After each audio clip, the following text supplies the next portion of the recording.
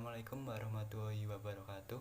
Perkenalkan, nama saya Sultan Kamaluddin Eko Saputra dari IAIN Pekalongan, jurusan Pendidikan Agama Islam, NIM 2118131.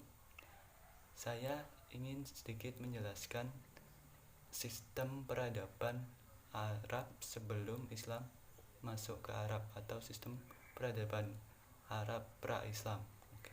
Di sini saya ingin menjelaskan tentang sistem politik dan sistem kemasyarakatan.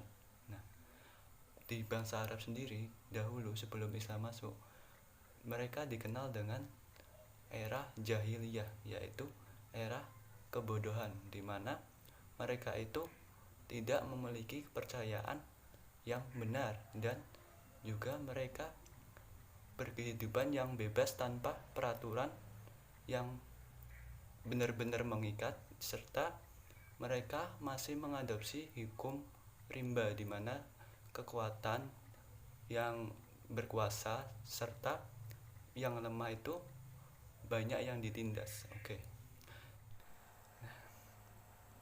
Nah, selanjutnya kita akan ke sistem politik dan kemasyarakatan Arab pra-Islam. Nah, di sini sistem politik yang pertama di poin A bisa dilihat di makalah, yaitu bentuk pemerintahan. Jadi bangsa Arab itu tidak memiliki sistem pemerintahan seperti kita sekarang atau di Arab sekarang. Yang di kita sekarang itu bisa disebut dengan Undang-Undang Dasar 45 dan di bawahnya UU dan lain-lain. Nah, itu di Arab itu pada masa itu tidak ada peraturan yang seperti itu.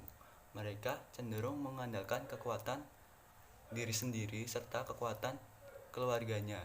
Terus di sana tidak memiliki peradilan tempat kepastian hukum tentang suatu kasus atau tempat memvonis suatu tindak kejahatan atau kriminalitas. Nah, di sana itu apabila ada seseorang yang berkonflik, mereka tidak memiliki tempat peradilan.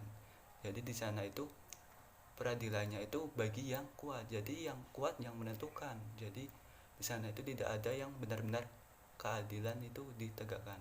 Terus di sana juga tidak ada polisi sebagai penegakan hukum, serta tidak ada tentara yang melindungi tanah air mereka, serta mereka juga tidak dibebani dengan membayar biaya pajak karena di sana tidak ada pemerintahan yang benar-benar berlaku. Jadi kekuasaan di sana itu terus berpindah tangan akibat dari perang antar kabilah-kabilah, yang dimana kekuasaan mereka itu terus bergeser setiap generasi dan setiap beberapa peperangan yang terjadi. Terus di sana keadilan itu bagi yang memiliki kekuatan. Jadi di sana masih mengadopsi hukum rimba dan mereka juga bergantung pada keluarganya masing-masing. Terus yang poin B yaitu Ayamul Arab. Ya, seperti saya jelaskan tadi bahwa di Arab itu di zaman jahiliyah itu antara kabilah-kabilah atau masing-masing keluarga itu sering berperang karena adanya perselisihan perebutan kekuasaan maupun merebutkan sumber daya seperti air, yang di mana di Arab sendiri itu susah dicari atau sumber daya air itu sangat langka. Di sana di Arab sendiri itu mayoritas gurun. Jadi sumber air itu masih berharga atau sangat berharga bagi mereka. Jadi mereka perang merebutkan sumber daya air supaya bisa menghidupi keluarganya dan supaya bisa membuktikan dirinya atau membuktikan kekuatan dirinya sendiri. Nah, terus dari beberapa Ayamul Arab yaitu terjadi beberapa perperangan yang berkepanjangan, yang seperti yang di makalah, yaitu yang seperti Al-Basus, Al-Dahis Al-Guhabara, 3 Ayamul Al-Hijfajar. Itu yaitu perperangan-perperangan yang terjadi akibat memperebutkan sumber daya air atau sumber daya yang berharga, yang dimana ada beberapa peperangan yang berlaku sebagai sebuah budaya seperti Ayam Al-Fijar yang terjadi di beberapa bulan yang secara berkala terus berlangsung. Terus yang poin C yaitu perdagangan di negeri Arab. Jadi pada masa itu di bangsa Arab sendiri itu mengadopsi mempunyai tiga pola kehidupan perekonomian, seperti halnya tiga ini termasuk dalam perdagangan, terus perkebunan atau pertanian, yang ketiga peternakan. Terus perdagangan itu bagi orang-orang pedagang, dan di sana yang paling besar itu kaum Quraisy, yang dimana mereka itu akan berpindah-pindah tempat antara daerah masing-masing daerah Arab.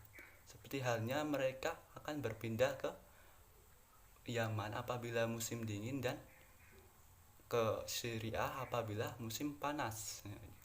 Mereka itu suatu pedagang yang sudah menetap di bangsa Arab sejak lama dan menjadi sebuah perdagangan atau suatu organisasi dagang yang sangat besar, yang terdiri dari kerumunan keluarga. Terus yang selanjutnya yaitu kondisi kemasyarakatan. Nah, seperti yang saya sudah sebutkan tadi, bahwa di bangsa Arab itu mengandalkan kekuatan masing-masing dari diri sendiri maupun dari keluarganya. Dan di bangsa Arab itu sangat mempererat tali kekeluargaan mereka. Jadi apabila ada konflik, mereka selalu mengutamakan keluarga mereka atau selalu mendukung keluarga mereka.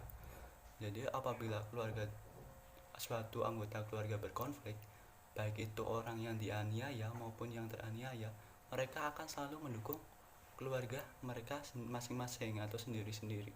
Jadi apabila ada konflik, mereka tidak mengutamakan suatu musyawarah ataupun suatu kompetisi yang sehat, tapi mereka langsung akan melakukan adu kekuatan, atau bisa terjadi perang antar keluarga ataupun suku.